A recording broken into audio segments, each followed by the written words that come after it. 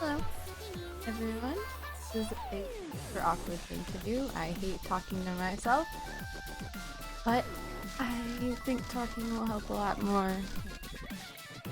So, there's a couple of things that I've been doing on lately that are a little bit weird and people don't understand, so I thought I would make a video.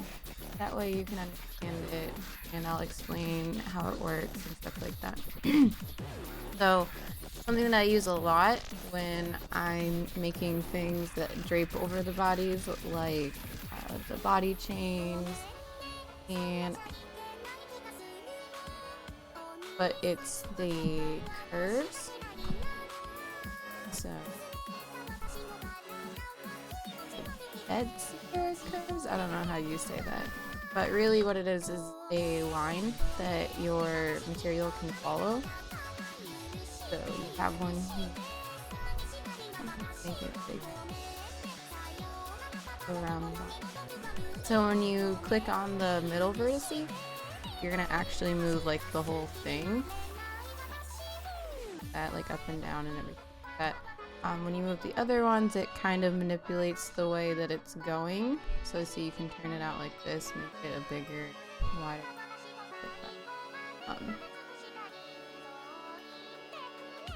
Doing making it smaller and bigger. Also a way to change it too. So when you want something to follow the curve, I don't make like a really tiny chain. I like to make chains out of these. Obviously not this not this subdivided and not this many faces, but for a demonstration it's not really gonna do anything.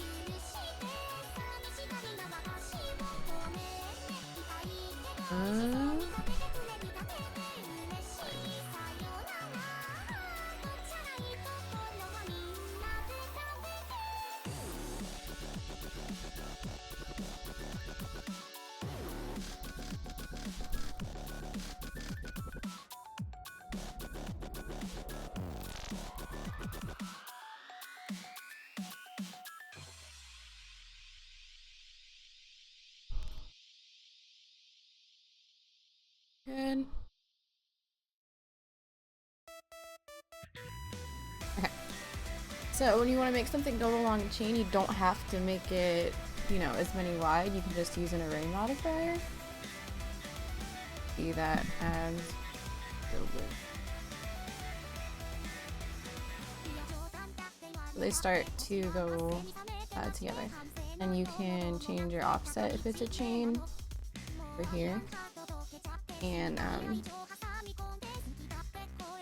make them go together. If it's something like a leather strap or something and you need it to be all one, you can do merge and then just leave the offset on one. It's going to be one long the whole time, and it doesn't have like a gap between it or anything like that. So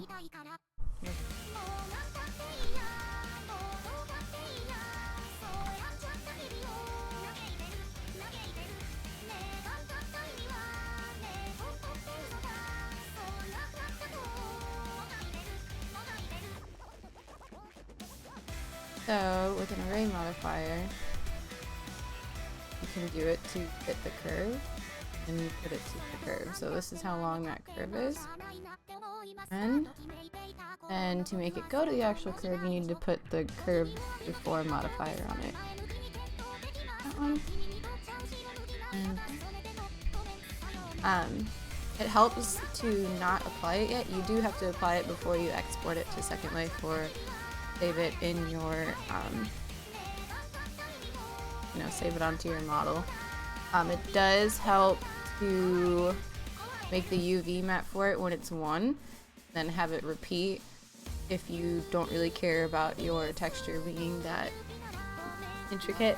If it's going to be like under things and overlapping things and you need like the shadows and the colors to be different, you want to wait until it's all array modified and all applied, and go ahead and make your UV. But it helps also to not apply it right away. That way, say you're chain was too thick and it was clipping on the butt, like right here, you can just move it and it still moves with it. That was a bad example.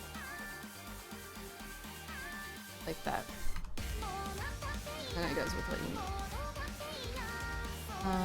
need. So that's one.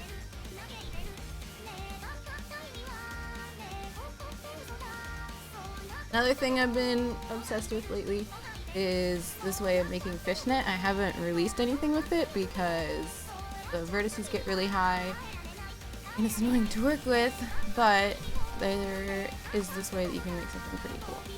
So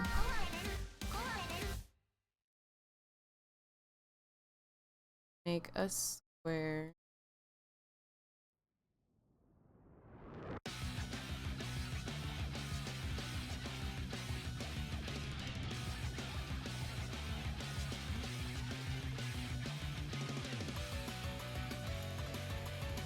Actually, make a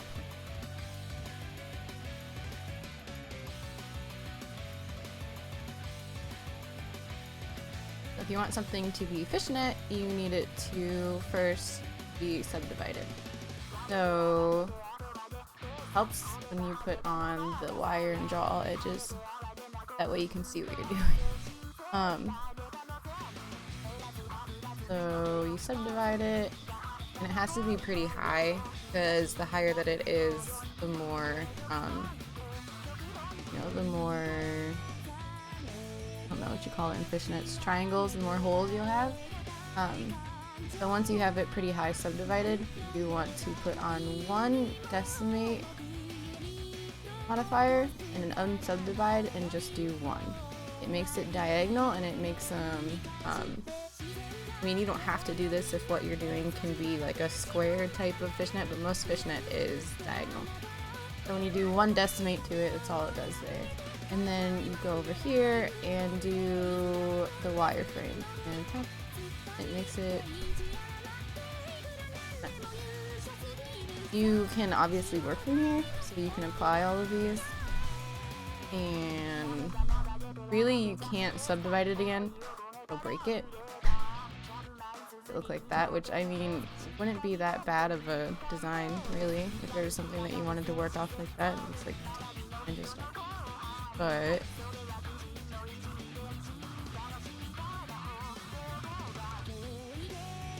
with Second Life, when you have a lot of high vertice things, high face count or anything like that, when you make it smoother, the LOD count doesn't go down.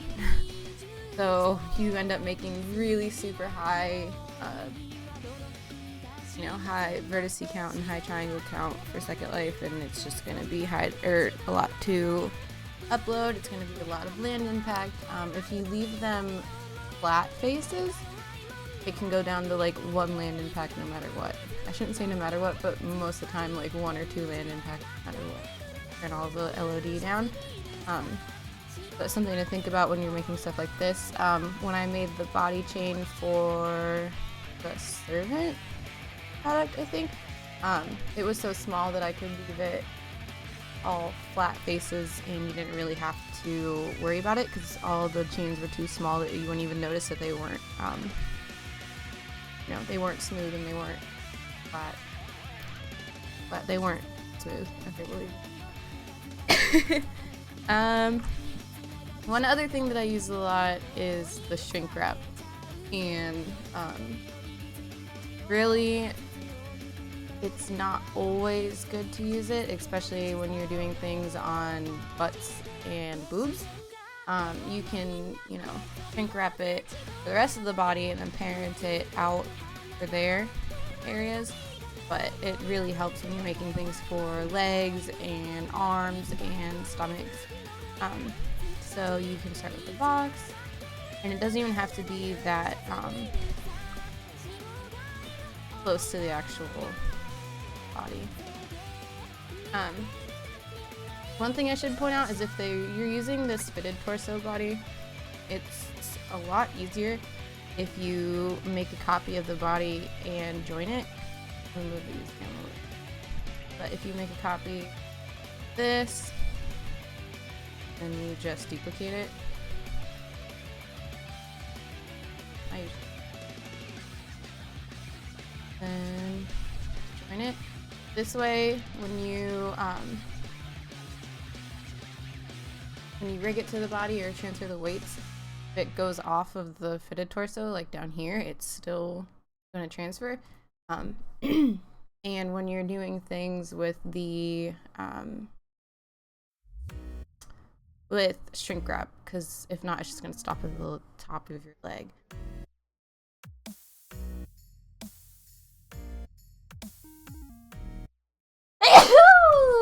Okay. Now that there's the kimono bento version, at some point I will probably chop the arms off of that one and make a new fitted torso reference for myself, but as of right now, nothing something I am making at this exact moment needs a thumb hole.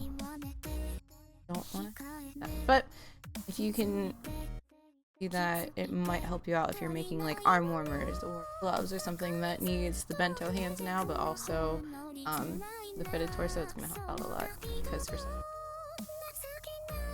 so it is about this. You can change good you're doing later. Right now it doesn't really matter. You want it to stay above the body. It clips and problems.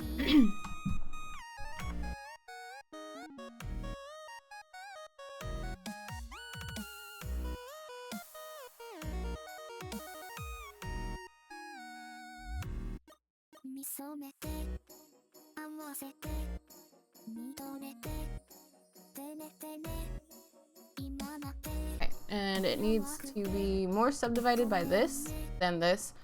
If you did it better and made it closer and everything like that, you won't have to worry about this because subdividing it breaks it sometimes. If you do add a subdivider, just make sure it still is.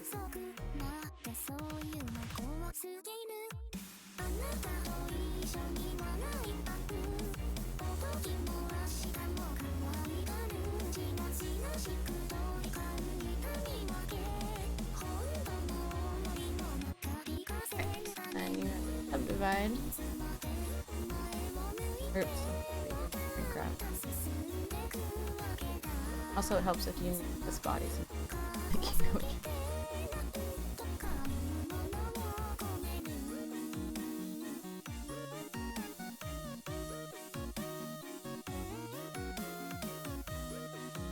So you grab it, body.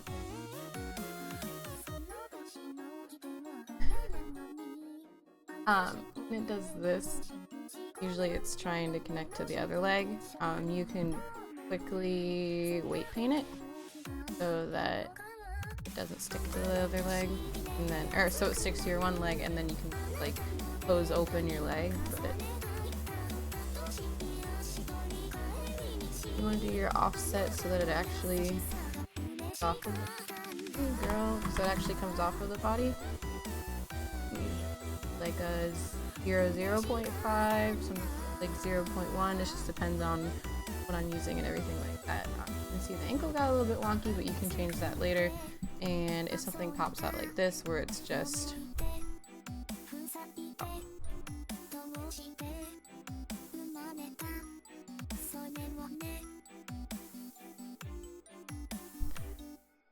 that's really all I can think of. I just know I wanted to make a video on 3 things. I know I said I would make videos more, but talking to myself is really awkward. So I hope you liked it. Thanks!